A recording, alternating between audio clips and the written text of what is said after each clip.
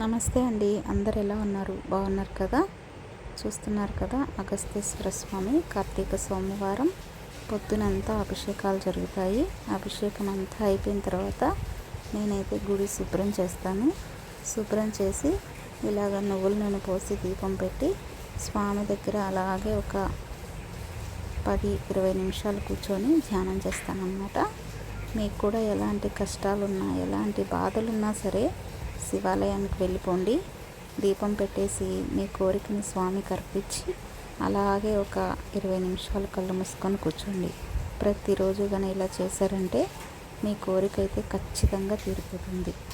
సాయంత్రం ఇట్లా అలంకారం చేస్తారనమాట. పులంగి సేవ. స్వామికి పూజలన్నీ అయిపోయాక మళ్ళీ అన్నీ శుభ్రం చేసి నేనైతే దీపం పెట్టాను.